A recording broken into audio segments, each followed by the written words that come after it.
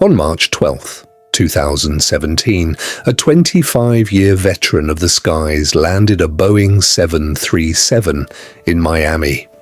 He walked off the plane. He handed his badge to a supervisor, and he never flew again. His plane was undamaged. His fuel was within normal limits. His passengers, if there had been any, would have felt nothing. But the pilot told investigators something that does not appear in any manual, something that has no place in an FAA report. Something touched him. He was 54 years old when it happened, 25 years in the air, 1 million miles flown. He had crossed the Atlantic 300 times. He had flown through hurricanes, through electrical storms, through the chaos of international airspace. He was not a man prone to fear. He was not a man who believed in ghosts. But after March 12th, 2017, he became a man who could not sit with his back to a door. The route is routine. Miami to San Juan, 1,045 nautical miles, 2 hours and 45 minutes in the air. Commercial pilots fly it thousands of times a year. But for 200 miles of that journey, the planes fly directly over the Bermuda Triangle, a name we all know, a mystery we all think we understand. We think of it as history. Flight 19, the USS Cyclops, old ghosts from a different time, but the pilots know the truth. The triangle is not history. It is present, it is active, and it is waiting. Exhibit A, the fog. Pilots call it the electronic fog. It appears without warning. It is not on radar. It is not on weather satellites. It simply manifests. In 2007, a British Airways captain with 20 years of experience encountered this fog. He described it as thick as milk. His co-pilot begged him to turn back. The captain, curious, pressed forward. They emerged 25 miles off course. Their onboard clock was 15 minutes behind. The passengers felt nothing. The captain never spoke of it again. Exhibit B, the witnesses. We cross-referenced pilot reports from the last 30 years, 17 verified accounts of unexplained presence over the triangle, 17 professionals, 17 stories that share the same details. A Delta first officer reports a figure standing in the aisle during a red eye. He looked away for 1 second. It was gone. A cargo pilot reports a voice whispering his name, not over the radio, inside his own head. He landed and refused to take off again. A German container ship. The second officer sees a man at the radar. He approaches. The man vanishes. The radar dies. 17 witnesses, 17 stories.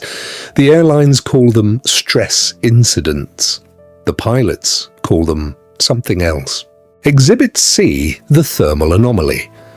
This footage was obtained from a Coast Guard helicopter patrol. Date, March 12th, 2015.